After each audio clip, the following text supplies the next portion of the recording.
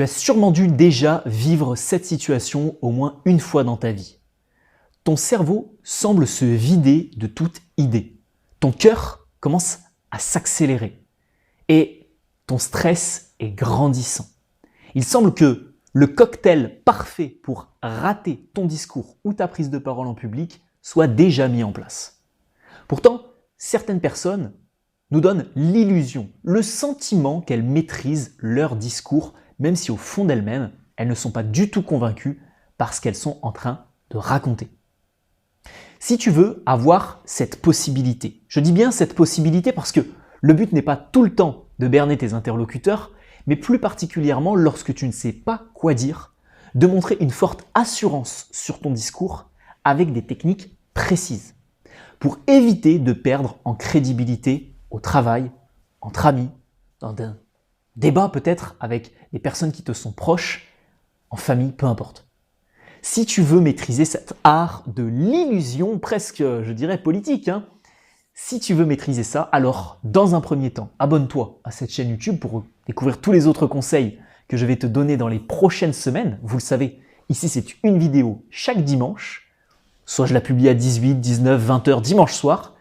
Et surtout, suis attentivement les 3 exercices et, je dis bien et parce qu'il y a un bonus à cette vidéo que tu ne dois surtout pas louper pour ne pas tomber dans un piège dans lequel tombent beaucoup de personnes lorsqu'elles essayent de montrer de l'assurance dans un discours tout en n'ayant pas forcément le fond du discours. Je tiens aussi à te dire que dans la description de cette vidéo, tu retrouveras des formules toutes faites, toutes préparées que j'ai déjà réalisées pour toi. Donc, si ça t'intéresse, jette aussi un coup d'œil à la description de cette vidéo parce que ce que je vais te dire là est retranscrit dans cette dernière. Le premier conseil qu'on va voir ensemble si tu as besoin de meubler dans un discours et que tu dois parler avec assurance, c'est ce que j'appelle le démarrage fantôme. Le démarrage fantôme, c'est quoi?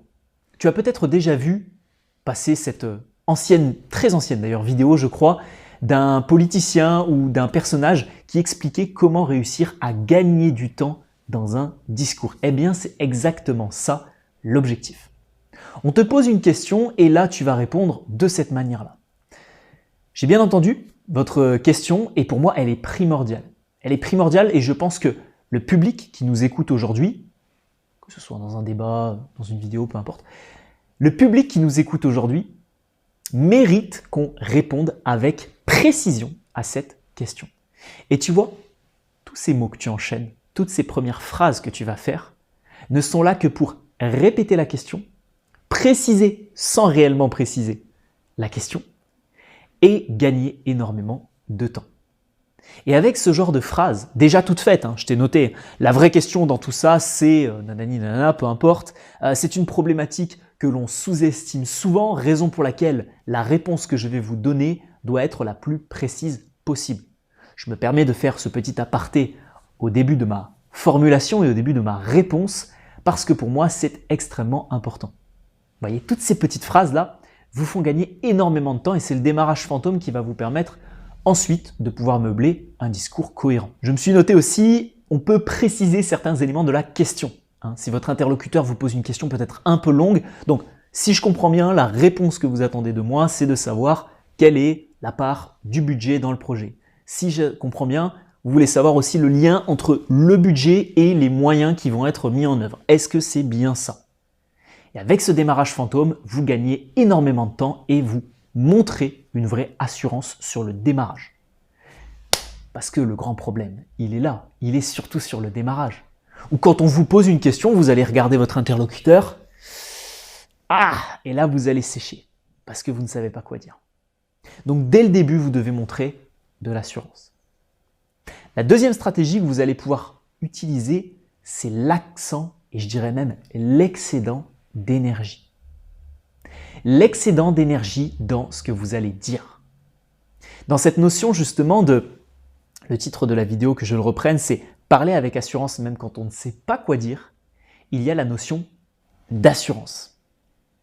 Si vous faites le démarrage fantôme mais que vous dites alors du coup, si je comprends bien, la question que vous me posez, c'est de savoir si... Bon, là, ce ne sera pas puissant, ce ne sera pas efficace.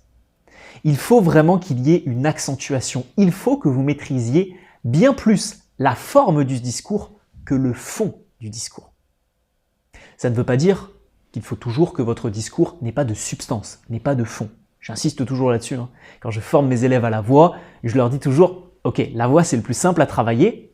Ma formation Voice 2.0 est parfaite pour ça parce que la forme du discours est plus simple à travailler que le fond. » Le fond nécessite énormément d'apprentissage sur les structures, sur le vocabulaire, sur la formulation des idées, sur les techniques de rhétorique. La voix, c'est juste la voix et vous pouvez l'utiliser dans n'importe quel contexte. Une voix assurée, c'est une voix claire, c'est une voix bien posée, c'est une voix avec une bonne accentuation, c'est une belle voix aussi, une voix claire, nette, précise, une bonne prosodie. Et ça peut être très rapidement travaillé. Maintenant, parler avec assurance et avoir cette assurance, c'est maîtriser vraiment votre outil vocal. Donc, insistez lorsque vous allez reformuler les idées de votre interlocuteur, lorsque vous allez faire votre démarrage fantôme, insistez sur certains mots en mettant profondément l'accent dessus. Je reprends l'exemple du budget. Ce que vous me demandez, c'est de clarifier, si je comprends bien, le budget qui va être mis en œuvre sur le projet, c'est bien ça, et les moyens qui vont être mis en œuvre derrière d'un point de vue humain, et de faire le lien entre les deux. C'est vraiment ça le cœur de votre question? Un soupçon de sourire, un discours chaleureux et un discours qui va emporter la foule sera toujours, et j'insiste là-dessus, toujours plus intéressant qu'un discours extrêmement bien structuré, qu'un discours qui a été préparé par les meilleurs speakers au monde, mais qui est dit avec lenteur, avec manque d'engagement, avec manque de clarté.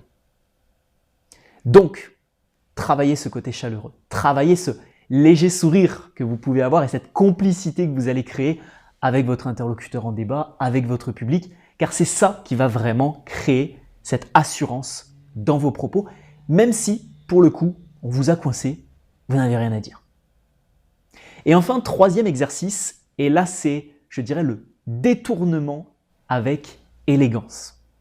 Attention, je vous ai dit au début de vidéo qu'il y allait y avoir un piège que je vais vous dévoiler dans quelques instants en bonus de cette dernière. Bien souvent, le détournement est confondu avec le piège que je vais vous révéler dans un instant.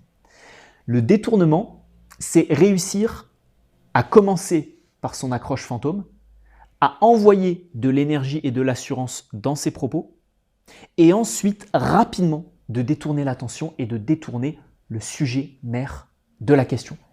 Même si ça peut paraître un peu étrange parce que vous l'avez précisé dans votre démarrage, si je reprends l'exemple du budget et des moyens humains mis en œuvre, vous allez légèrement bifurquer. Pour ce faire, il y a des petites expressions simples. Tout ceci me fait surtout penser que, ou tout ceci me fait surtout penser à. Je pense que là n'est pas le fond et le problème principal que nous avons, mais c'est plutôt, et là vous partez sur un autre sujet. Ça peut aussi être, mais avant de répondre à cette question, j'aimerais d'abord préciser avec vous que, je reprends le cas du budget, avant de préciser le budget sur ce projet-là, j'aimerais quand même évoquer l'évolution, je ne sais pas, du chiffre d'affaires de la structure, ou des restrictions actuelles, ou d'un contexte géopolitique, économique, social actuel, pour ensuite aller expliquer, je ne sais pas, par exemple, que le budget a énormément diminué parce que actuellement l'économie est un petit peu plus tendue, parce que actuellement les investisseurs sont un petit peu plus fébriles, parce que actuellement ceci, cela. Bref. Là, vous m'avez compris, le but c'est d'aller détourner cette question, soit en amont, soit en aval, pour réussir justement à ne pas y répondre directement parce que vous n'avez rien à dire. Grâce à ce détournement, vous allez cette fois-ci aller sur le terrain de quelque chose que vous maîtrisez. Donc réfléchissez bien quand même au détournement que vous allez faire parce que ne partez pas sur un autre terrain que vous ne maîtrisez pas. Et enfin, le bonus est le plus grand piège des personnes qui essayent de parler avec assurance, ça va vous surprendre. C'est le storytelling. Je pense que cette situation aussi vous est déjà arrivée. Vous racontez une histoire et l'histoire n'a rien à voir avec le propos de base. Ou alors, l'histoire en question, on ne voit pas où est-ce qu'elle mène vos interlocuteurs, ou si c'est vous qui êtes dans le public, vous ne voyez pas vraiment où est-ce que justement le speaker, le présentateur veut aller. Et ça, je pense que le storytelling, c'est un très mauvais moyen pour justement brouiller les pistes et parler avec assurance. Parce qu'au fur et à mesure de l'histoire, Il n'y aura pas cette tension, ce suspense où on va se dire « mais qu'est-ce qui se passe à la fin ?» Il y aura au contraire ce lien direct avec la problématique de base. Je reprends l'exemple du budget. Pour le budget, je pourrais très bien raconter une anecdote et une histoire. Et je pourrais très bien partir d'une évolution personnelle. Admettons que moi je sois le manager dans l'entreprise, j'ai des comptes à rendre par exemple aux personnes qui bossent, alors pas au-dessus de moi mais avec moi, donc les personnes qui vont gérer le projet. Moi je suis le manager, je suis le chef de projet et je dois leur expliquer que les budgets sont assez restreints, ça va être compliqué. Là, si je commence à raconter une anecdote, typiquement d'une expérience que j'ai vécue précédemment ou d'un exemple que j'ai eu il y a 10 ans en arrière dans ma carrière, tout au long de l'anecdote que je vais raconter, les personnes qui vont m'écouter vont se dire « Ok, mais quel est le lien avec le budget ?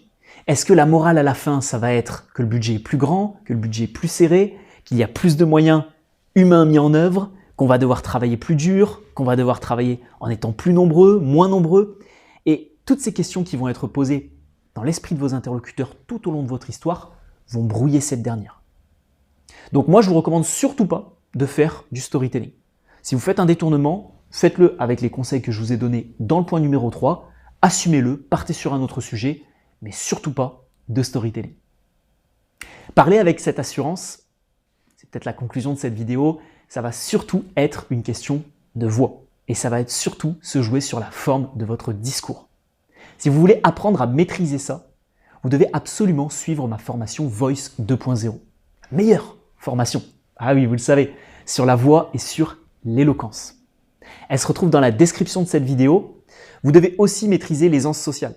C'est un prérequis quand même. Si vous n'êtes pas confiant, si vous n'êtes pas à l'aise, si vous stressez énormément, ça va être compliqué pour vous d'avoir cette assurance, surtout si vous ne savez pas quoi dire.